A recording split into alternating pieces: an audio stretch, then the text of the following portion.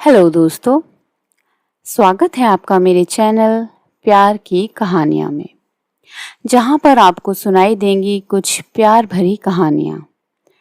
तो आज की कहानी शुरू करते हैं। उस दिन शहर का एसपी अभिमन्यु सिंह राजपूत एक कॉलेज में बतौर चीफ गेस्ट आमंत्रित था। आमतौर पर तो उसे अपनी ड्यूटी से समय ही नहीं मिलता था। मिलता भी कैसे, 4,000 अधिकारी और सिपाही थे उसके मातहत। उसके अलावा जिले भर की कानून व्यवस्था को बनाए रखना। कभी कभी तो उसे लगता कि दिन में 48 घंटे क्यों नहीं होते। लेकिन आज पता नहीं कैसे वो शाम को फुर्सत में था। शायद ये नियति ने ही तय करके रखा था कि आज की शाम फ्री रहे और उस कॉलेज में बतौर चीफ गेस्ट जाए और उससे मिले। जैसे ही वो कॉलेज पहुंचा, प्रिंसिपल सहित लगभग सभी विभागाध्यक्ष उसके स्वागत में प्रांगण में ही खड़े थे। 2 स्टूडेंट्स हाथ में थाली लिए हुए खड़ी थीं। एक ने सकुचाते हुए उसके माथे पर तिलक किया। अभिमन्यु शहर भर में प्रसिद्ध था अपनी कर्मठता के लिए। कॉलेज में हर जगह स्टूडेंट्स की भारी भीड़ लगी हुई थी उसे देखने के लिए। वो ये सब देखकर सकुचा गया। अपने नियत स्थान तक बैठने और उसके बाद भी उसके आसपास लड़कियों का जमघट लगा ही रहा। सब उसके साथ बस एक फोटो लेने के लिए आतुर थी। जब कार्यक्रम प्रारंभ हुआ और वो बाकी गेस्ट के साथ स्टेज पर बैठ गया, तब जाकर सेल्फी और फोटो का सिलसिला बंद हुआ। कार्यक्रम शुरू होते ही एक चेहरे पर अभिमन्यु की निगाह पड़ी और फिर वहीं जैसे ठहर ही गई। वो कार्यक्रम की संयोजक और सक्रिय कार्यकर्ता थी, अवनी। हाँ, यही नाम था उसका। कार्यक्रम के दौरान कई बार उसका नाम पुकारा गया था। किसी भी लड़की की तरफ आंख उठाकर ना देखने वाला अभिमन्यु आज उसके चेहरे से नजर ही नहीं हटा पा रहा था।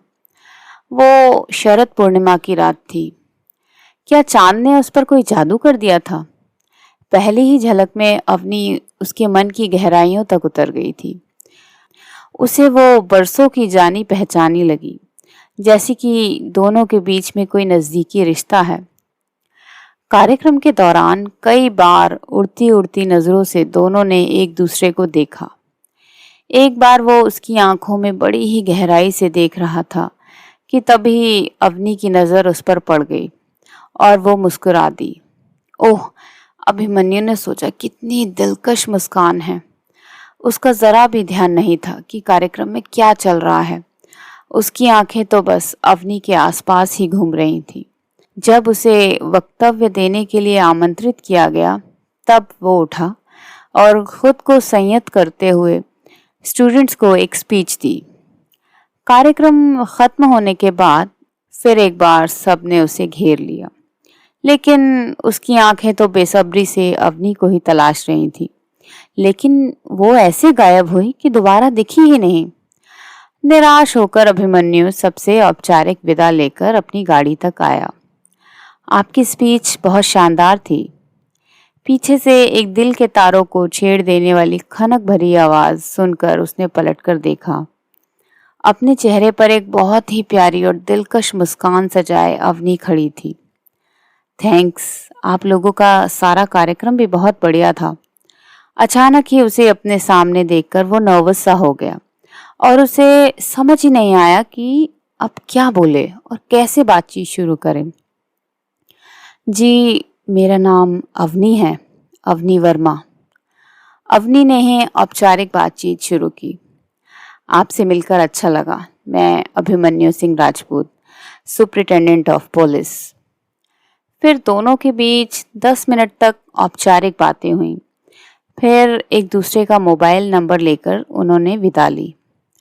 घर लौटने पर अभिमन्यु ने अपने मन में एक अनजान सी उद्विग्नता महसूस की। उसे बार बार अवनी का चेहरा, उसकी प्यारी सी मुस्कान और उसकी मासूम सी बातें याद आ रही थी।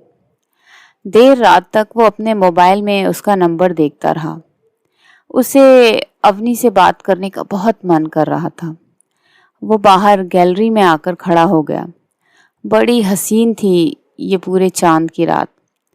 कजरारे से मखमली आसमान पर हीरे की कनियों से जड़े हुए सितारों के बीच पूर्णिमा का चांद अपनी संपूर्ण शुभ्र ध्वल उजली चांदनी का एक अमृत बरसा रहा था। अभी को सहसा याद आया, अवनी ने भी तो ऐसा ही शुभ्र ध्वल सलवार कुर्ता पहना हुआ था और हीरे की कनियों से छिटकी हुई चुनरी डाली हुई थी। इस चांद में उसे अवनी का चेहरा ही नजर आने लगा। क्यों आई थी वो उसके पीछे? क्या अभिमन्यु के प्रति उसके मन में भी कुछ भाव उठ रहे थे? क्या ये लव एट फर्स्ट साइट है? 28 सालों से संभाल कर रखा हुआ दिल इस तरह एक अनजान सी लड़की को दे आएगा वो, ये तो उसने कभी सोचा भी नहीं था। कॉलेज जाने के पहले तक वो क्या था और क्या होकर वापस आया? एक कसक, एक बेचैनी, एक टीस। जब शीतल चांदनी उसका तन जलाने लगी तो वो अंदर आकर बेड पर लेट गया। नींद नहीं आ रही थी। अचानक उसके मोबाइल पर एक बीप आई। उसने देखा। उसके दिल की धड़कनें तेज हो गईं। अवनी का मैसेज था। यूं तो एक साधारण फॉरवर्डेड मैसेज था, लेकिन इसका मतलब यह है कि अवनी भी उसके बारे में सोच रही थी और उसका मन अचानक ही खुशी से भर गया। उसने भी एक संदेश फॉरवर्ड कर दिया और फॉरवर्डेड मैसेजेस से प्रारंभ हुआ वार्तालाप। जल्दी ही व्यक्तिगत बातचीत पर आ गया और फिर दिन प्रतिदिन ये बातचीत अनौपचारिक और आत्मीय होती गई। अक्सर वो अवनी की कॉलेज लाइब्रेरी में या किसी रेस्टोरेंट में मिलते थे। अवनी उसके दिल के बहुत ही करीब आ गई थी। वो 24 घंटे बस अवनी के बारे में ही सोचता रहता। रात भर वो उसकी याद में बेचैन रहता, सो भी नहीं पाता था। क्या वो भी उसके बारे में ऐसा ही महसूस करती होगी? क्या उसे अवनी को बता देना चाहिए? क्या उसके मन में भी ऐसी ही भावनाएं होंगी? क्या अवनी के मन में भी उसके लिए कोई सॉफ्ट कॉर्नर है? बात करते हुए उसकी आवाज में भी अभिमन्यु के लिए गहरी आत्मीयता तो महसूस होती है। बड़े बड़े अपराधियों से ना डरने वाले दबंग पुलिस अधिकारी की जान सूख रही थी एक लड़की से अपने प्यार का इजहार करने में। जो जान हथेली पर लेकर बेधड़क अपराधियों का एनकाउंटर करता है, जिसकी आवाज सुनकर अपराधियों के कलेजे हिल जाते हैं, आज उसी की बोलती बंद हो गई थी, वो भी एक लड़की के सामने। फिर भी अभिमन्यु ने एक दिन तय कर ही लिया कि आज तो अवनी से अपने दिल की बात कह ही देगा और उसने रात को 11 बजे धड़कते हुए दिल से उसे फोन किया। कहाँ हो तुम? मैं अपने कमरे में हूँ। तुम्हारे साथ और कौन है? कोई नहीं है। क्या तुम्हारा कमरा अंदर से लॉक है? आज आप ये सब कुछ क्यों पूछ रहे हो? क्या हुआ? मुझे बताओ प्लीज, क्या तुम्हारा कमरा अंदर से बंद है? हाँ बाबा, मेरा कमरा अंदर से बंद है। अवनी, क्या हुआ? सब ठीक तो है? दरअसल पिछले कुछ दिनों से मुझे कुछ बहुत ही अजीब सा लग रहा है। क्या अजीब सा? मेरे दिल में कुछ अजीब सी भावनाएं जन्म ले रही हैं तुम्हारे लिए। अवनी चुप थी। चुप क्यों हो? तुम्हें भी मेरे प्रति मन में कुछ खास फीलिंग्स लगती हैं क्या? प्लीज मुझे बताओ ना, तुम भी मेरे लिए कुछ स्पेशल फील करती हो क्या? तुम्हारे मन में भी मेरे लिए कुछ खास जगह है क्या? अभिमन्यु ने जिद की। मुझे कुछ समझ नहीं आ रहा है, क्या कहूँ? अवनी शर्माई हुई सी बोली। उसका दिल जोरों जोरों से धड़क रहा था। पिछले कुछ दिनों से मैं रात भर चैन से सोया नहीं हूँ। सारी रात बस मैं तुम्हारे बारे में ही सोचता रहता हूँ। मैं अपने काम पर भी ठीक से ध्यान नहीं दे पा रहा। फिर अवनी मन ही मन मुस्काई। क्या हुआ? I love you. अभिमन्यु ने अपनी सारी ऊर्जा एकत्रित करके कहा। उसके कान लाल हो गए। अवनी चुप थी। तुम चुप क्यों हो? कुछ तो बोलो। तुम क्या महसूस करती हो? अवनी के मन में तो हर श्रृंगार खेल उठे थे। जब से उसने अभिमन्यु को देखा था तभी से वो उसे दिल दे बैठी थी, लेकिन कभी ये बात जुबान पर लाने की हिम्मत ही नहीं हुई थी। आज खुद अभिमन्यु ने ही प्यार का इजहार कर दिया था तो उसके होठों पर सुर्ख गुलमोहर खिल उठा, गालों पर पलाश दहक उठा, लेकिन वो सब्र किए बैठी रही। उतावली में एकदम से कैसे कह दे कि वो भी उससे प्यार करती है। अभिमन्यु न जाने कितनी देर तक उससे मनोहार करता रहा। प्लीज बोलो ना, कुछ तो बोलो। बहुत बेताब करने के बाद अवनी के मुंह से निकला, आई लव यू टू। फिर से कहो, आई लव यू टू। फिर से, आई लव यू। अपने कमरे में बैठे हुए अभिमन्यु को लगा कि आसमान से उतरकर सारी चांदनी आज उसके कमरे में ही छिटक गई है। रात रानी और रजनीगंधा के फूलों की सुगंध से उसका कमरा महक उठा है। खुद उसके भीतर भी तो एक मधुर सुगंध उतरती हुई जा रही थी। वो जाकर गैलरी में खड़ा हो गया। चांद में आज फिर उसे अवनी का ही अक्स दिखाई दे रहा था। रात उसे बड़ी लंबी लग रही थी आज, क्योंकि सुबह अवनी से मिलने का वादा है। यूं तो कई बार मिल चुका है वो उससे, लेकिन कल का मिलन तो कुछ ज़्यादा ही ख़ास है। कल वो अवनी से मिलेगा पूरे अपनेपन के साथ। और दूसरे दिन वो अवनी के कॉलेज के बाहर खड़ा था। 5 मिनट बाद ही अवनी बाहर आई। आज उसने गहरे कॉफ़ी कलर का सलवार सूट पहन रखा था। उसका गोरा रंग आज और भी निखर कर आया था। क्या बात है, आज तो मैडम का चेहरा हैलोजन लाइट की तरह चमक रहा है, अभिमन्यु प्रशंसात्मक शब्दों में बोला। ये बस आपके प्यार की वजह से है। अवनी की आंखों में उसके लिए ढेर सारा प्यार छलक रहा था। अभिमन्यु उसे मंदिर ले गया। भगवान के दर्शन करने के बाद दोनों बाहर लॉन में बैठ गए। अभिमन्यु ने जेब से एक सोने की चेन निकाली जिसमें हीरे का ए लिखा हुआ खूबसूरत लॉकेट था। ये मेरी तरफ से स्वीकृति है मेरे जीवन में। तुम्हारे अलावा अब कभी कोई दूसरी लड़की नहीं आएगी। रस्में चाहे कभी भी हों, घर वालों को हम चाहे कभी भी बताएं, लेकिन मैं मन प्राण से इसी समय से तुम्हें अपनी जीवन संगिनी स्वीकार करता हूँ। अगर तुम्हें भी मैं इस रूप में स्वीकार हूँ तो प्लीज़ ये चैन पहन लेना, और अगर नहीं तो कोई बात नहीं, इसे मत पहनना। मैं समझ जाऊंगा और चुपचाप चला जाऊंगा। अभिमन्यु ने चेन अवनी के हाथ पर रख दी। जीवन संगिनी कहते हैं और ये भी नहीं पता कि मंगलसूत्र लड़का पहनाता है, लड़की खुद नहीं पहनती। आप अपने हाथ से पहनाइए ना। अवनी ने चेन अभिमन्यु को दी। आंखों में दोनों जहां का प्यार भरकर अभिमन्यु ने उसे देखा और चेन उसके गले में पहना दी। हमेशा इतना ही प्यार करती रहोगी ना? आखिरी सांस तक? कभी छोड़कर तो नहीं चली जाओगी ना? छोड़कर ही जाना होता तो बुआ से कहकर आपको चीफ गेस्ट बनाकर कॉलेज क्यों बुलवाती? क्या? कौन बुआ? कॉलेज की प्रिंसिपल मेरी बुआ ही तो है। जब से अखबार में आपका फोटो देखा था तभी से आपको दिल दे बैठी थी, तो आपसे मुलाकात का सबसे अच्छा तरीका वही लगा, और इस बहाने घंटों आपके आसपास रहने और फिर आपसे बात करने का मौका तो मिला। अवनी ने बताया। ओह, तो ये बात है। लेकिन इतने दिन फिर कहा क्यों नहीं कि तुम्हें भी मुझसे प्यार है? अभिमन्यु हंसते हुए बोला। डर लगता था कहीं आपके मन में ऐसा कुछ ना हो तो आप नाराज ना हो जाएं, इसलिए पहले आपके मुंह से सुनना चाहती थी। अवनी मुस्कुराई। तो इसका मतलब है तुम्हारे घर वाले इस रिश्ते के लिए तैयार हैं? हाँ जी, सब तैयार हैं, बस आप ही की हाँ का तो इंतजार था। तो वो भी आज मिल गई, अवनी बोली। आज कितना खुश हूँ। तुमने मेरी बेरंग जिंदगी में प्यार के अनगिनत रंग भर दिए हैं।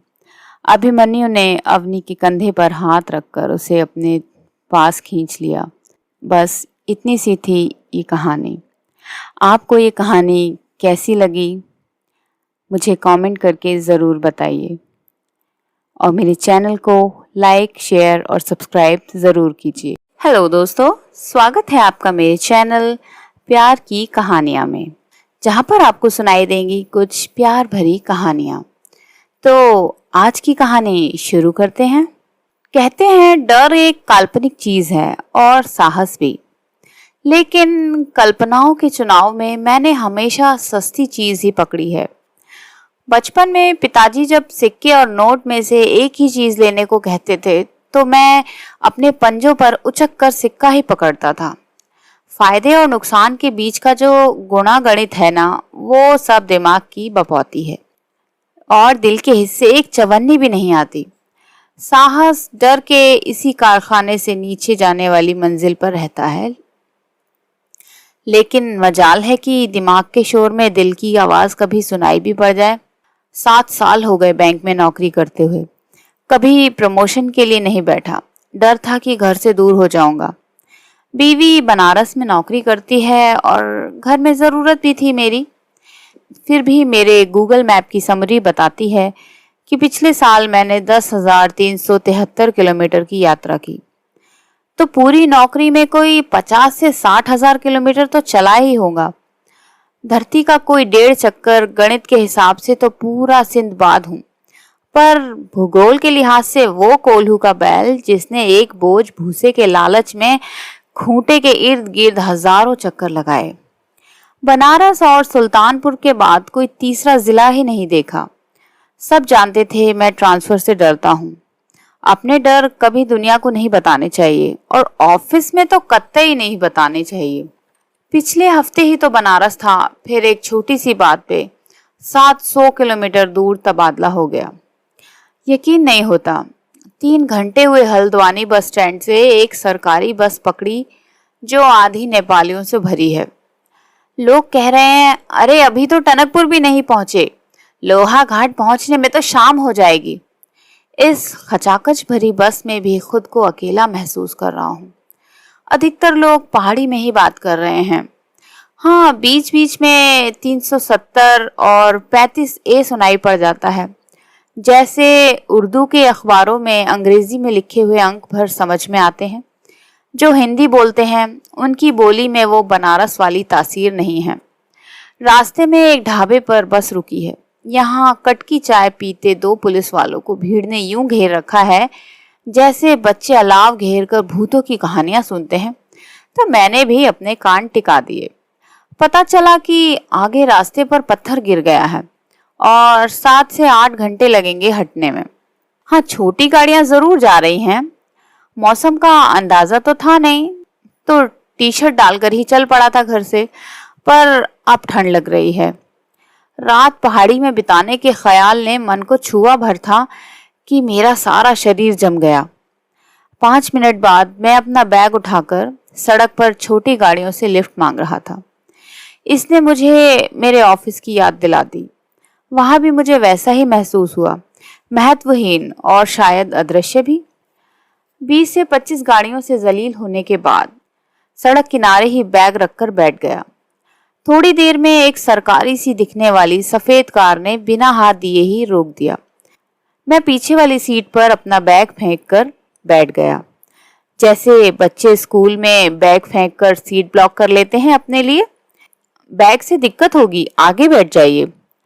पहाड़ों के ड्राइवर थोड़े अलग होते हैं, किसी ने बताया तो था, लेकिन एक महिला को ड्राइविंग सीट पे देखकर न जाने क्यों थोड़ा सा अचंभा हुआ। इतने में पीछे वाली गाड़ी ने हमारी खड़ी गाड़ी को लंबे लंबे हॉर्न की एक हैट्रिक दे डाली।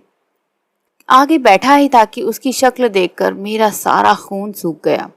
वही नैन नक्श, वही आंखें और पेन के डॉट जितनी बड़ी बिंदी। बंद शीशों के अंदर मुझे अपनी धड़कन सुनाई देने लगी थी। 5 मिनट तक मुझसे पूछती रही, क्या करते हैं, घर में कौन कौन है, कहाँ के रहने वाले हैं। मैं कुछ बोला या नहीं ये तो याद नहीं आता। फिर मुझे अंदेशा हुआ कि शायद ये वो नहीं है। उसे तो सब मालूम था। दिमाग उस पढ़ाकू दोस्त की तरह होता है जो दुश्मनों से घिरने पर साथ नहीं देता और शांति काल में बड़े बड़े उपदेश देता है। कुछ तसल्ली मिलने पर दिमाग ने तर्क दागने शुरू किए। वो थोड़ी और पतली भी तो थी, आवाज भी थोड़ी अलग लग रही है। सुना था उसकी तो शादी हो गई, इसने तो सिंदूर भी नहीं लगाया। वो भी तो पहाड़ी ही थी। अब थोड़ी बहुत शक्ल तो मिल ही सकती है ना। मैंने हेडफोन लगा लिया। गाड़ी जैसे जैसे ऊपर पहाड़ों में जा रही थी, कान बंद होते जा रहे थे, जैसे फ्लाइट में होता है। कोई और होता तो पूछकर तसल्ली भी करता कि ये हो भी रहा है या सिर्फ मेरा भ्रम ही है, लेकिन हिम्मत नहीं हुई।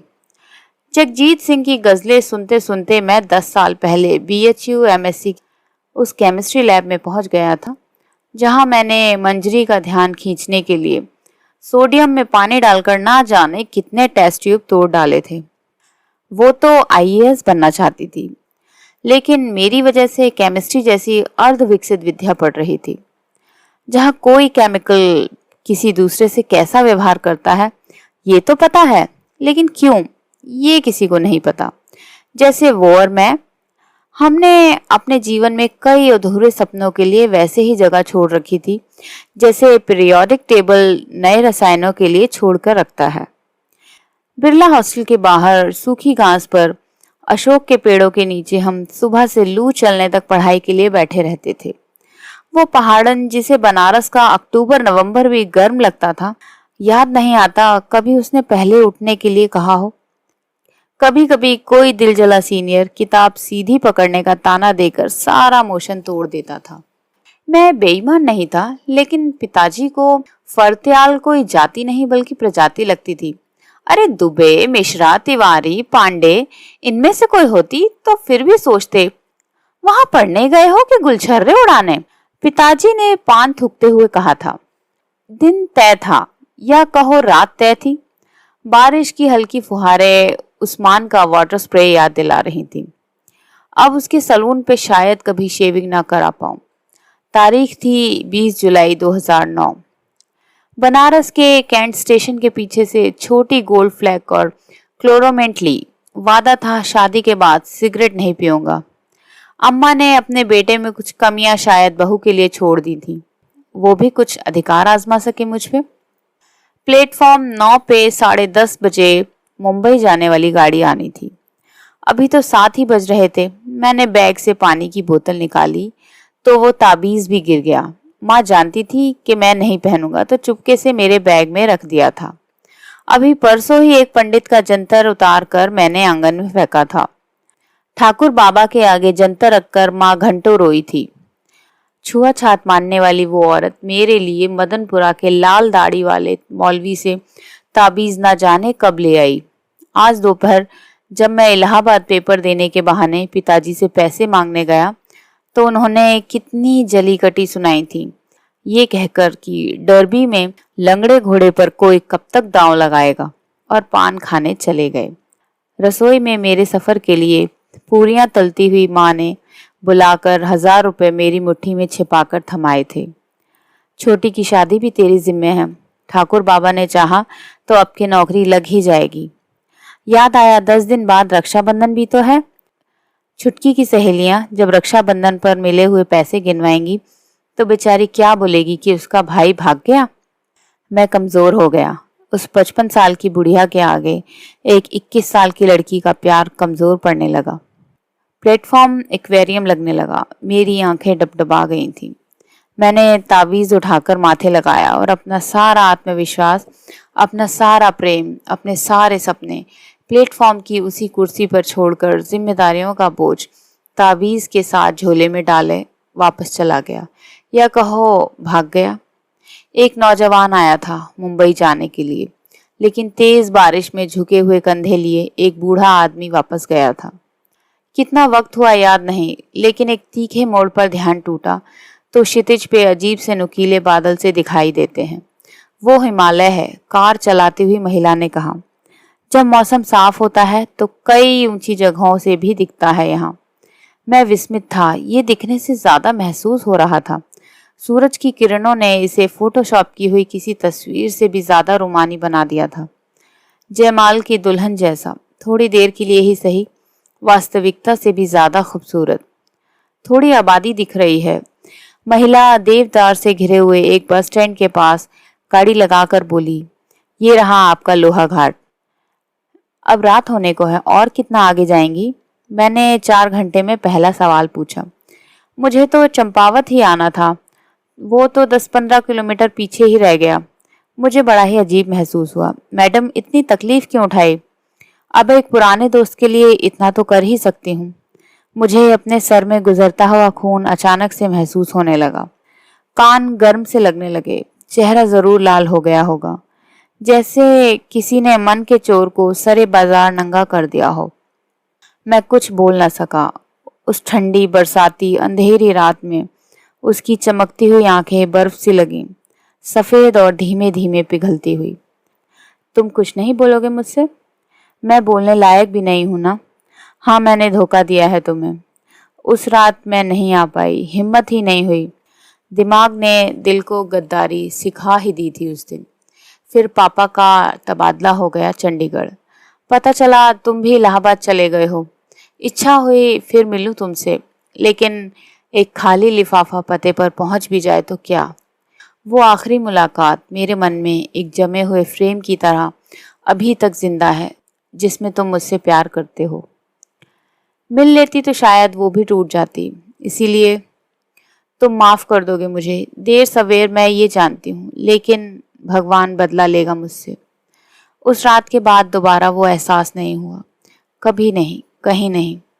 बरसों हुए, तलाक हो गया। बच्चों से भी 2-3 महीने में ही मुलाकात होती है। वहीं से आ रही थी, वो बोल रही थी, और मैं सोच रहा था कि उसके होठों के ऊपर के उस तिल को मैंने कैसे नोटिस नहीं किया था, जिसे देखकर मैं कहता था, भगवान थोड़ा सा चूक गया, वरना सीधे नाक पे लगती। वो आई होगी, इंतजार किया होगा, रोई होगी। ऐसी 1000 कहानियां बनाई थी मैंने अपने मन में। मुझे उसी वक्त पता चला, कोई आपकी वजह से रोए तो आत्मा दुखती है, लेकिन कोई आपके लिए रोए तो अहम संतुष्ट होता है। उस रात मुंबई जाने वाली उस ट्रेन की दोनों सीटें खाली नहीं गई थी। वो ले गई थी हमारी सुख और शांति। आज मुझे मेरा खोया हुआ सामान वापस मिल गया। जबरदस्त बारिश हो रही थी। मैं गाड़ी से उतरा। जब वो गाड़ी घुमा रही थी तो मैंने नंबर प्लेट के ऊपर लिखा देखा, मंजरी फरत्याल, एसडीएम चंपावत। बुदबुदाया, थोड़ा सा चूक गई, वरना आज आत्मा मुक्त हो गई। जैसे बनारस के मणिकर्णिका घाट पर किसी ने मेरे पाप जला दिए, जैसे गया में किसी ने पिंड दान कर दिया मेरा। सड़क पार करते हुए भीगते हुए सिगरेट की दुकान पर गया। गाना बज रहा था, लेकिन बारिश के शोर ने रेडियो की आवाज़ दबा दी थी। बस इतनी सी थी ये कहानी। आपको आज की कहानी कैसी लगी? मुझे कमेंट करके ज़रूर बताइए, और मेरे चैनल को लाइक, शेयर और सब्सक्राइब ज़रूर कीजिए। हेलो दोस्तों, स्वागत है आपका मेरे चैनल प्यार की कहानियाँ में, जहाँ पर आपको सुनाई देंगी कुछ प्यार भरी कहानियाँ। तो आज की कहानी शुरू करते हैं। अक्सर नंदिनी और अविनाश की ड्यूटी एक ही समय पर ख़त्म हो जाया करती थी, और दोनों का हॉस्पिटल से घर तक का लंबा सफ़र एक दूसरे के साथ दिन भर की बातों से ही बीत जाया करता था। पर आज अविनाश हाफ हॉलिडे की छुट्टी लेकर पहले ही कार से घर जा चुका था, और नंदिनी हॉस्पिटल में लंबे ऑपरेशन के कारण घर के लिए लेट हो चुकी थी। उसके दिल में अजीब सी घबराहट घर कर रही थी। इसकी वजह शायद ही आधी रात के वक्त सुनसान रास्ते पर अनजान टैक्सी ड्राइवर के साथ सफ़र करना रहा होगा। इसकी वजह था अविनाश के व्यवहार में आया हुआ बदलाव। नंदिनी को फ्लैट पर पहुंचे आधा घंटा बीत चुका था, पर ना तो अविनाश ने दरवाजा खोला और ना ही नंदिनी की आवाज का कोई जवाब दिया। हार कर नंदिनी ने ही गमले के नीचे से डुप्लीकेट चाबी निकाली और दरवाजा खोला। देखा तो घर में घुप अंधेरा था और अविनाश का कोई नामो निशान नहीं था। उसने अविनाश को कॉल लगाया तो फोन स्विच ऑफ था। अब तक उसकी घबराहट डर में तब्दील हो चुकी थी। वो अविनाश को घर के बाहर ढूंढने जा ही रही थी कि उसकी नज़र टेबल पर पड़े हुए एक कागज पर पड़ी। डियर नंदिनी, मैं जानता हूँ कि ये चिट्ठी लिखकर मैं अपने कायर होने का प्रमाण दे रहा हूँ, पर मुझ में इतनी हिम्मत नहीं है कि मैं तुमसे नज़रें मिलाकर अपनी सालों पहले की गई गलती को कबूल कर लूँ। वो गलती जिसने हम दोनों की जिंदगी को तबाह कर दिया। मैं जानता हूँ कि तुम्हें मेरी इस गलती की वजह से कितनी तकलीफ हुई है। एक चेहरे पर नकली सी मुस्कान लेकर तुम अंदर ही अंदर घुटती रहती हो। जब वेद बाबा ने मुझसे वादा लिया कि मैं तुम्हारा जिंदगी भर साथ निभाऊं, तब मैंने बिना कुछ सोचे हुए हामी भर दी थी। पर अब मैं समझ चुका हूँ कि हमारा साथ जिंदगी भर का तो हो ही नहीं सकता। न जाने कितने महीनों से तुम मुझसे नजरें मिलाने से कतराने लगी हो। बात करते करते एकदम से शांत हो जाती हो। कभी कभी तो मुझे इग्नोर ही कर देती हो। शायद तुम्हें डर है कि तुम्हें जिंदगी भर अपनी नजरों के सामने मेरा चेहरा देखना होगा, जिससे तुम्हें सख्त नफरत है। तुम्हारे वजूद के इर्द गिर्द मेरा साया होगा, जिसे तुम इतने सालों से ना चाहते हुए भी झेल रही हो। तुम फिक्र मत करो, ऐसा कुछ भी नहीं होगा, क्योंकि मैं चाहकर भी तुम्हारे करीब नहीं रह सकता। मुझे नफरत होती है खुद से, जब तुम्हारी आंखों से बहता हुआ पानी उस काले काजल को तुम्हारे चेहरे पर बिखेर कर तुम्हें बदसूरत कर देता है। जब घर में तुम्हारी मीठी आवाज गूंजने की बजाय सन्नाटा पसर जाता है। जब किसी त्योहार को मनाने की बजाय तुम अपना सारा वक्त हॉस्पिटल में बिता देती हो। और न जाने क्या कुछ नहीं, जो तुम्हें मेरी चुलबुली जोया से अलग कर देता है। सच कहूं तो मैं थक चुका हूं, एक घर में दो लाशों को झूठी हंसी झूठी खुशियों के नकाब के पीछे अपनी हकीकत को छुपाते हुए। शायद मेरे जाने के बाद तुम्हें जिंदगी को नाटक समझकर अभिनय करने की जरूरत नहीं पड़ेगी। अलविदा मेरी जोया उर्फ नंदिनी, तुम्हारा शाहिद उर्फ अविनाश। नंदिनी ने एक पल उस कागज को देखा, फिर घर में लगी हुई तस्वीरों के चेहरों को, और फिर रोने लगी। उसे समझ ही नहीं आया कि एक पल में उसकी जिंदगी ने ये कैसी करवट ले ली। वो ये सोचकर परेशान हो गई कि अब फिर से उसकी जिंदगी बिखर जाएगी, जो वो सपने में भी कभी नहीं सोच सकती थी। वो अविनाश कैसे लिख सकता था। उसने कार की चाबी ली और अविनाश को ढूंढने निकल गई। शायद वो जानती थी कि उसका शाहिद उर्फ अविनाश इस वक्त कहाँ होगा। हमारे देश के इतिहास की वो घटना जिसने न सिर्फ देश को विभाजित किया था, बल्कि इंसानों को भी आपस में बांट दिया था। धर्म के नाम पर लोगों ने न जाने कितने दंगे किए, न जाने कितने लोग बेघर हो गए, न जाने कितने माँ बाप बेऔलाद हो गए। वहीं न जाने कितने बच्चे अपने माँ बाप से बिछड़ गए, न जाने कितने लोग मौत की सूली पर चढ़ गए, न जाने कितनी लड़कियों ने अपनी इज्जत गंवा दी। इसी घटना से प्रभावित हुई जोया और शाहिद की जिंदगी। पंजाब के एक छोटे से गांव के रहने वाले थे ये दोनों, जोया और शाहिद। एक तरफ थी अपनी अम्मी अब्बा की आदर्श बिटिया जोया, और दूसरी तरफ था नाजों से पला हुआ बड़ा ही शरारती शाहिद। अपने अम्मी अब्बा के बिल्कुल भी नहीं मानने वाले थे दोनों बच्चे अपने अम्मी अब्बा के इकलौते बच्चे थे। दोनों के घर आपस में सटे हुए होने के कारण उनके परिवारों के रिश्ते पड़ोसियों से भी ज्यादा पारिवारिक थे। दोनों बच्चों की दोस्ती भी पूरे गांव में मशहूर थी। हाँ, तो हुआ कुछ यूं था कि दोनों के अम्मी अब्बा ने सख्त निर्देश दिए थे घर से बाहर ना जाने के। शायद उन्हें डर था कि कहीं कुछ गलत ना हो जाए, पर शाहिद हमेशा की तरह जोया से बाहर खेलने की जिद करने लगा। शाहिद ने कहा, चल ना जोया, बाहर खेल कर आते हैं, न जाने कितने दिन हो गए हैं इस घर में कैद हुए। तू समझती नहीं है, अम्मी अब्बा तो ऐसे ही कहते रहते हैं। मैं वादा करता हूँ हम बस आधे घंटे खेलेंगे और फिर घर लौट आएंगे, किसी को कुछ पता भी नहीं चलेगा। तो जोया ने कहा, नहीं नहीं, बिल्कुल भी नहीं शाहिद, अम्मी अब्बा जो भी कहते हैं हमारी भलाई के लिए करते हैं, मैं नहीं जाऊंगी।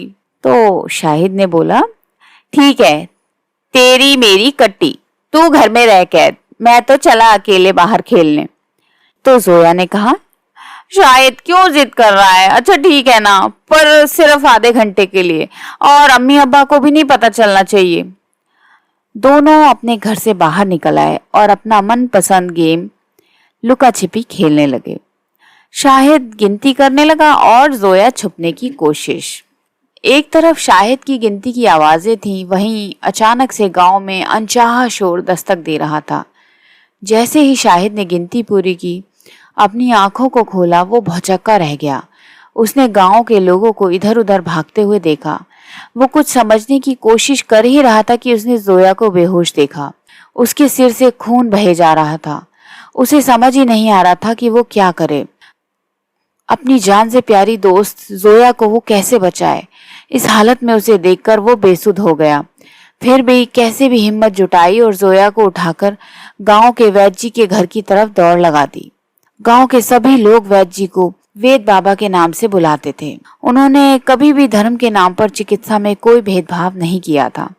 चाहे मरीज किसी भी धर्म का हो, किसी भी जाति का हो, उनके लिए वो सिर्फ एक मरीज होता था। कभी खुद के बच्चे नहीं हुए तो बच्चों को बहुत ही ज्यादा प्रेम करते थे। पत्नी जी तो सालों पहले ही उन्हें छोड़ स्वर्ग सिधार चुकी थी। वेद बाबा का घर गांव के एकांत इलाके में आता था। छोटा सा पीले रंग से रंगा हुआ। बाहर पेड़ पौधों की भारी मात्रा थी, जिनमें से कुछ सिर्फ औषधियों के प्रयोग के लिए ही इस्तेमाल होते थे। शाहिद ने कहा, वेद बाबा कहाँ हैं आप? देखो ना जोया को कितनी चोट आई है, वो ठीक तो हो जाएगी ना? तो वेद बाबा ने कहा, तुम डरो मत बच्चे, मैं इलाज शुरू करता हूँ। थोड़ी देर में जोया को होश भी आ गया। शाहिद ने जोया को सही से देख राहत की सांस ली। इधर जोया और शाहिद को घर में ना पाकर दोनों के अम्मी अब्बा की जान सूखने लगी। वो लोग माहौल के परवाह किए बिना निकल गए अपने अपने बच्चों को ढूंढने, पर शायद किस्मत को कुछ और ही मंजूर था। थोड़ी देर बाद शाहिद और जोया को कहीं से खबर मिली कि उनके अम्मी अब्बा उन्हें गांव में ढूंढते ढूंढते इंसान बने हैवानों के शिकार हो गए। मौत ने उन्हें गले लगा लिया। दोनों बच्चों को समझ आ चुका था कि 2 पल की आजादी ने उन्हें जिंदगी भर के लिए आंसुओं में कैद कर दिया था। वो दोनों वेद बाबा के गले लगकर फूट फूट कर रोने लगे और वेद बाबा उन्हें संभालने लगे। वेद बाबा को कुछ समझ नहीं आया कि वो करें तो क्या करें, इन बच्चों को किसके हवाले करें। आखिर उन्होंने अगली सुबह को अंतिम फैसला किया उन दोनों ही बच्चों को गोद लेने का और किसी दूसरे गांव में जाकर बस गए। हाँ, शुरुआत में शाहिद और जोया को सब कुछ बहुत ही अजीब लगा। अम्मी अब्बा की कमी खलने लगी थी, पर वेद बाबा के प्यार की थेरेपी ने दोनों को सब कुछ भुला दिया। हाँ, यादें अभी भी दिल और दिमाग में डेरा डाले हुई थी, पर जिंदगी भी आगे बढ़ने का नाम है। वेद बाबा ने उनका दोबारा नामकरण किया। जोया हो गई नंदिनी और शाहिद हो गया अविनाश। वैसे तो वेद बाबा ने दोनों को कभी भी घर में अपने धर्म का पालन करने से नहीं रोका, पर गांव वालों के सामने वो दोनों सिर्फ नंदिनी और अविनाश थे। जोया और शाहिद ने भी कोई कसर नहीं छोड़ी नंदिनी और अविनाश बनने में। छोटी से छोटी बात, आदत, तहजीब का ख्याल रखा। हाँ, शुरुआत में थोड़ी मुश्किलें हुई, पर फिर आदत पड़ गई दोहरी जिंदगी जीने की। छोटी सी उम्र में जोया खाना बनाना सीखने लगी, वहीं शाहिद वेद बाबा की हर तरीके से मदद करता। दोनों खूब मन लगाकर पढ़ने लगे। वेद बाबा ने उनको खूब सारा प्यार दिया, कभी किसी भी चीज की कमी नहीं होने दी। साल बीतते गए और जोया और शाहिद बड़े होते गए। कद के साथ साथ समझदारी भी बढ़ने लगी थी। वहीं वेद बाबा भी अब बूढ़े होने लगे थे। दोनों ने वेद बाबा की तरह डॉक्टर बनने के लिए मेडिकल एंट्रेंस एग्जाम दिया और पास भी हो गए। जब कुछ सालों बाद ही दोनों को शहर के एक मशहूर हॉस्पिटल में जॉब लगी, तो गांव से खबर आई कि वेद बाबा को अचानक हार्ट अटैक आया और उनकी मृत्यु हो गई है। एक वो दिन था जब दोनों अनाथ बच्चों को वेद बाबा ने अपनाया था, और एक ये दिन था जब वेद बाबा भी उन्हें छोड़कर जा चुके थे। शायद दोनों फिर से अनाथ हो चुके थे उस रात। फिर दोनों एक दूसरे के गले लगकर फूट फूट कर रोए। दोनों ने गांव को अलविदा कहा और शहर में किराए पर फ्लैट में रहने लगे। कहने को दोनों डॉक्टर थे, अच्छी खासी इनकम थी, पेशे की वजह से सभी लोगों से आदर भी मिलता था, पर कमी थी तो सबसे कीमती चीज की, वो थी खुशी। कोई नहीं था जो उनसे पूछता, बेटा खाना खाया? बेटी लाओ बालों में तेल लगा दूं। अरे बेटा, जन्मदिन पर क्या खास करने का प्लान है? कहीं घूमने चलें बिटिया रानी? कोई नहीं था उनकी परवाह करने वाला। घर देर से आने पर उन्हें डांटने वाला, उन्हें प्यार देने वाला। इतने सालों बाद दोनों वेद बाबा के साथ रहते रहते अपनी परिस्थिति से समझौता कर चुके थे, पर अब वेद बाबा के जाने के बाद ये कमी और भी ज्यादा खलने लगी थी।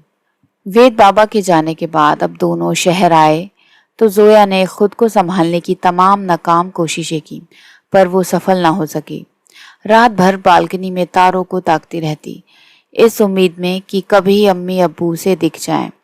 वो रात भर खुदा से शिकायतें करती कि क्यों खुदा ने उसकी और शाहिद की जिंदगी कांटों से भर दी। शाहिद से दूर रहने की कोशिश में वो घर पर कम और हॉस्पिटल में ज़्यादा समय बिताने लगी। उसे लगता जितना वो शाहिद से दूर रहेगी, शाहिद को कम तकलीफ पहुंचाएगी। वो अपना उदासी भरा चेहरा शाहिद से छुपा कर रखने लगी। बातचीत भी कम होने लगी। साथ रहने के बावजूद मुलाकात सिर्फ हॉस्पिटल जाते वक्त और लौटते वक्त होती।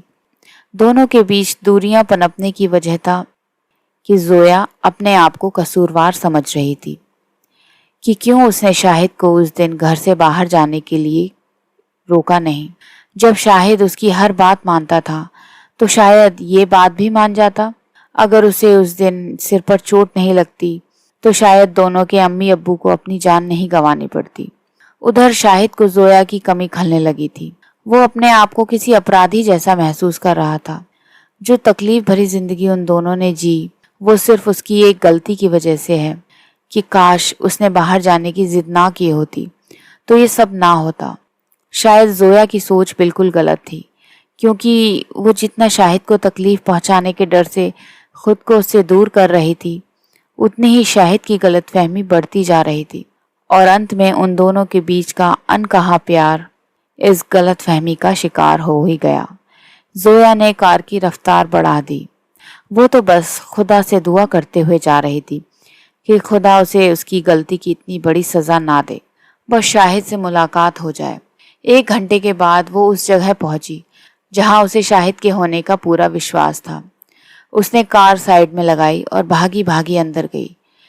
जब जब शाहिद दुखी होता या उसे खुदा से शिकायत होती तो वो दरगाह में पहुंच जाता था, पर आज देखा तो सीन अलग ही था। शायद आज शाहिद को खुदा से कोई शिकायत नहीं थी। वो तो सुकून से नींद ले रहा था। वो अपने छोटे से बैग को तकिया बनाकर साइड में बैग रखकर नींद के आगोश में जा चुका था, पर उसका शरीर कड़कती हुई ठंड में सिकुड़े जा रहा था। पर भला ऐसा कभी हो सकता है जब आप खुदा के दरबार में हो और वो आप पर मेहर ना करे? उसने शाहिद को अपनी शॉल उड़ाई और उसके पास बैठ गई। अपनी आंखों से झलकते हुए आंसुओं को वो आज आखिरी बार सैलाब के रूप में बहा देना चाहती थी। शायद दोनों के लिए कल का दिन एक नई सुबह लाने वाला था। सभी गलत फहमियों को दरकिनार कर उनके अनकहे प्यार को एक जुबां मिलने वाली थी। तो आज की कहानी यहीं तक। आपको आज की कहानी कैसी लगी मुझे कमेंट करके ज़रूर बताइए और मेरे चैनल को लाइक, शेयर और सब्सक्राइब ज़रूर कीजिए और बेल आइकॉन को प्लीज़ दबाएं। हेलो दोस्तों, स्वागत है आपका मेरे चैनल प्यार की कहानियाँ में, जहाँ पर आपको सुनाई देंगी कुछ प्यार भरी कहानियाँ। तो आज की कहानी शुरू करते हैं। चाचू चाचू कॉलेज तक मुझे भी छोड़ दो ना प्लीज़। सोनी घर से बाहर आती हुई हड़बड़ाई सी बोली। शायद उसे कॉलेज के लिए देर हो रही थी। क्यों, तुम्हारी साइकिल का क्या हुआ? मैंने अपने मोटरसाइकिल को किक मारते हुए उसे बोला।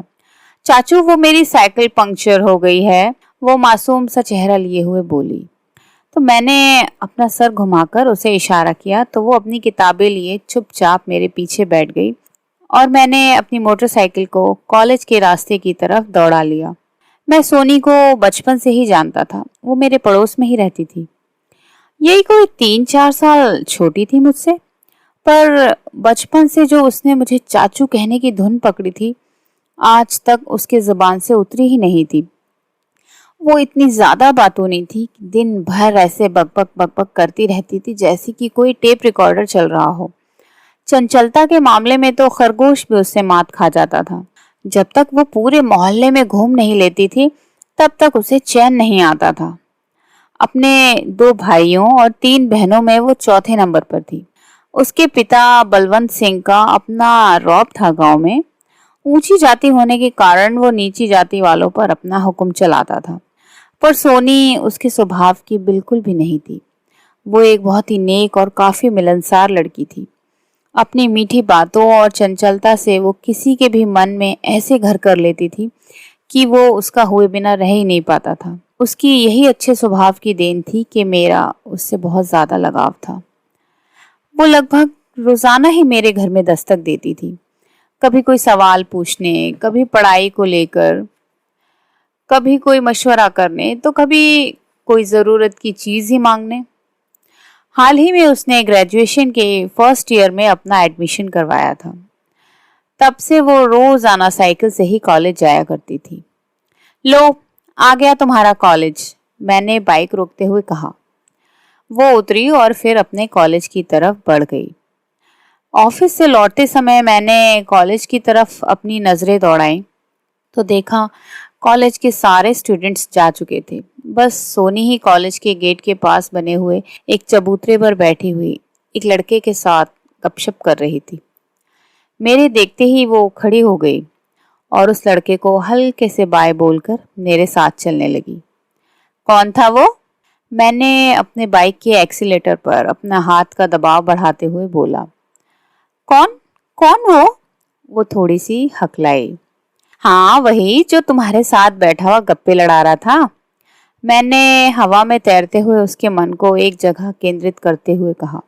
अच्छा, वो दोस्त है मेरा, मुकुंद नाम है उसका, मेरे साथ ही पढ़ता है। उसने जल्दीबाजी में इतना कुछ ऐसे कह दिया जैसे उसने कोई बहुत ही बड़ी चोरी कर ली हो। दोस्त है या कुछ और? मैंने उसके मुंह से सच उगलवाने के लिए पूछा। क्या चाचू, कहकर उसने मेरी बात को टाल दिया। उसके बाद मैंने भी उससे इस बारे में कोई बात नहीं की। फिर एक दिन मैं शाम को अपने ऑफिस से घर लौट रहा था तो मैं अपने मोहल्ले के तिराहे की तरफ मुड़ा ही था तो मैंने देखा कि वहां पर लोगों की भारी भरकम भीड़ जमा है। भीड़ इतनी ज्यादा घनी थी कि उसके उस पार उतरना लोहे के चने चबाने जैसा लग रहा था। पता नहीं क्या मुसीबत आन पड़ी है मोहल्ले में, ये सोचकर मैंने बाइक को एक तरफ खड़ा कर दिया।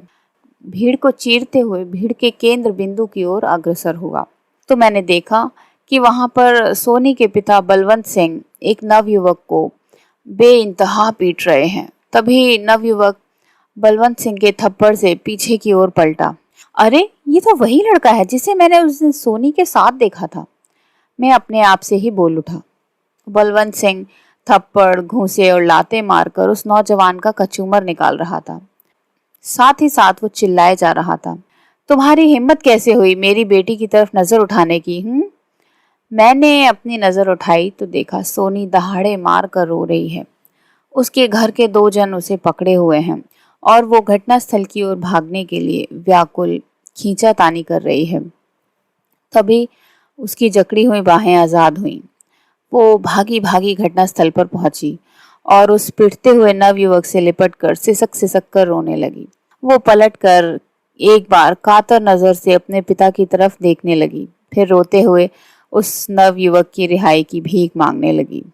पापा, पापा प्लीज इसे छोड़ दो, ऐसा मत करो, इसमें इसकी कोई गलती नहीं है, कसूर तो सिर्फ मेरा है, मैंने ही इससे पहले नजदीकी बढ़ाई थी। सोनी की ऐसी साहस भरी बातें सुनकर मैं या उसके पिता ही नहीं बल्कि पूरी भीड़ स्तब्ध रह गई थी। कहते हैं प्रेम जैसी पवित्र भाव के छूने मात्र से ही डर जैसे विकराल रोग का इलाज हो जाता है। तभी तो अपने पिता के डर से थर थर कांपने वाली सोनी आज इतना कुछ बोल पाई थी।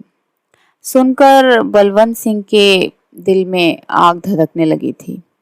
धधके भी क्यों ना, गांव की नीची जाति पर रौब जमाने वाले बलवंत सिंह का आज पहली बार सारे गांव वालों के सामने सर झुक गया था, और वो भी सिर्फ एक छोटी जाति के लड़के की वजह से।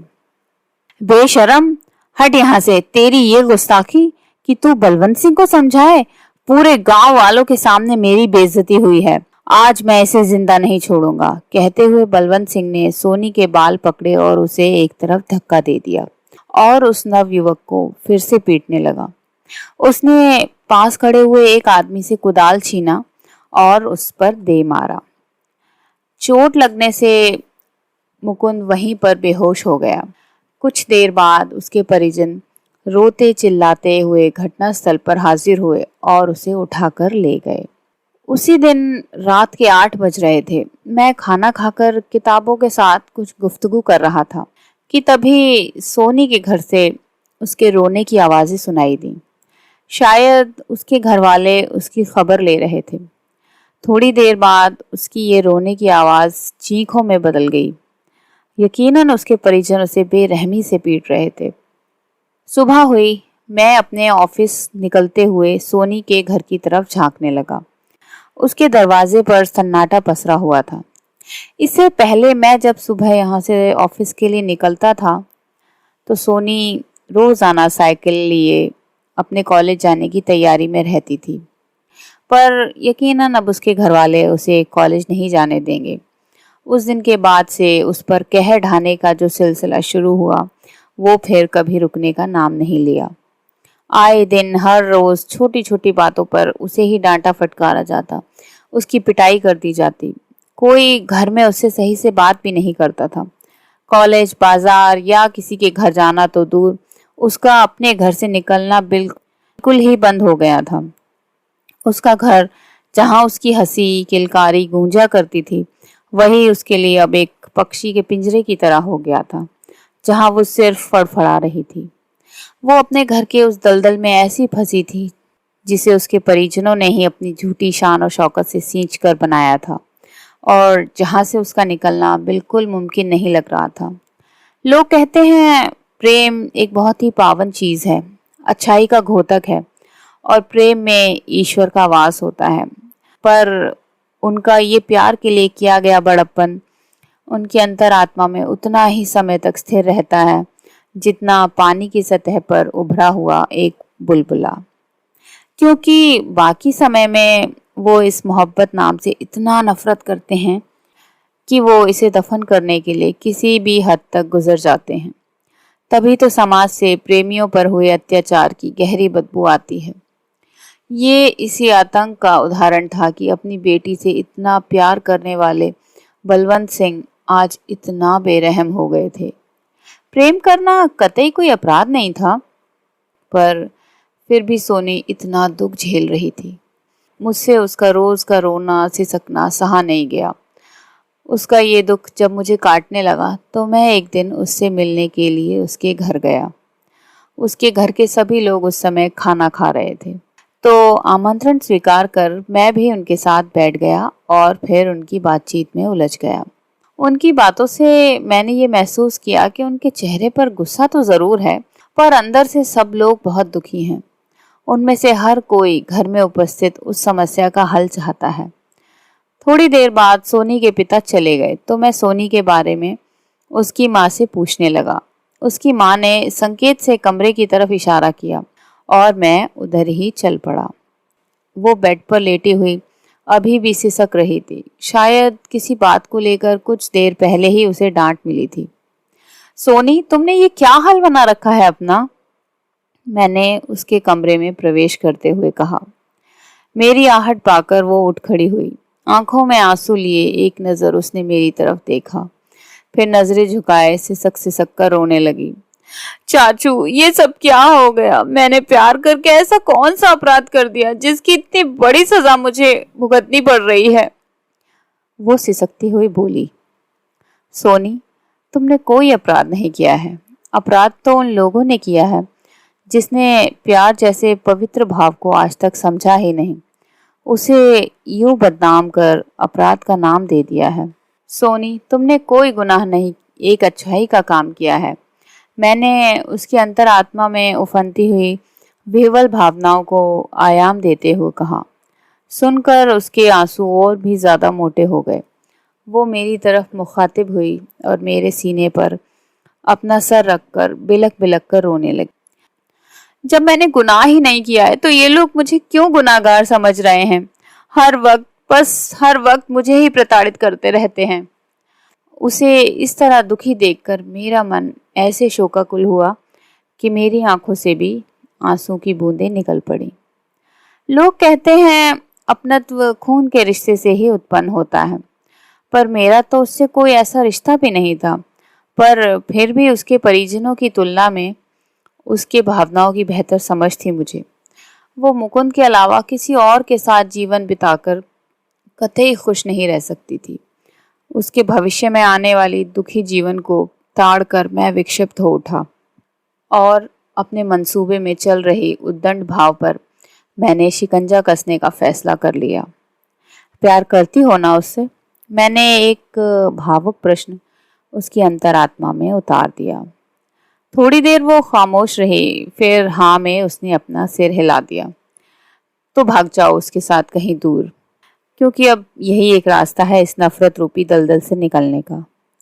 ये एक उद्दंड सलाह जरूर थी, पर इसके सिवा उसके पास कोई और चारा नहीं था।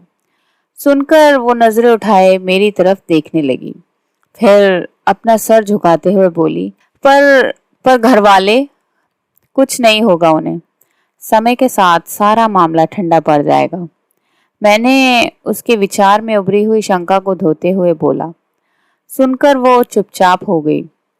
मुझे समझते हुए देर नहीं लगी कि वो राजी हो गई है। उसके मन की बात समझकर मैंने इस संबंध में उससे कुछ कानाफूसी की। उसे कुछ सलाह और हिदायत देकर मैं वापस अपने घर आ गया। अगले दिन रविवार था और आज मेरा ऑफिस बंद था, इसीलिए मैं रजाई में लिपटा हुआ सुबह की खूबसूरत ठंड का आनंद ले रहा था। तभी अचानक सोनी के घर वालों में एक कोलाहल सा मच गया। मैंने खिड़की से झांका तो सब खटमल की तरह अफरा तफरी में इधर उधर भागे हुए कुछ ढूंढ रहे थे। देखकर मैं हल्के से मुस्कुराया और फिर वापस अपनी रजाई में लेट गया। मेरे पलक झपकते ही उसके घर से सोनी सोनी चिल्लाने की आवाजें आने लगी। शायद वो लोग उसे आवाज दे रहे थे, पर वो तो वहां थी ही नहीं जो सुनती। वो तो आजाद पंछी की तरह अपने जोड़े के साथ प्रेम रूपी आकाश में कहीं सैर कर रही थी, क्योंकि आज सुबह 4 बजे ही वो मुकुंद के साथ भाग गई थी।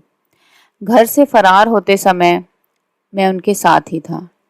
घर से निकलते वक्त सोनी थोड़ी डरी सहमी जरूर थी, पर मुकुंद की बाहों में प्रेम का वातावरण पाकर उसके चेहरे पर एक संतोष का भाव भी था। दोनों ही एक दूसरे से मिलकर बहुत ही खुश थे। उन दोनों को एक दूसरे के प्रेम में यूं घुला हुआ देखकर मैं तृप्त हो गया था और उन दोनों को बस पकड़वाकर कोर्ट मैरिज के लिए कुछ हिदायतें देकर मैं वापस अपने घर आ गया था। उन दोनों बिछड़े हुए प्रेमियों को एक दूसरे से मिलाकर आज मेरे दिल को एक गहरा सुकून मिला था और मेरा मन बिल्कुल शांत था। बस इतनी सी थी ये कहानी। तो आपको ये कहानी कैसी लगी मुझे कमेंट करके ज़रूर बताइए और मेरे चैनल को लाइक, शेयर और सब्सक्राइब ज़रूर कीजिए।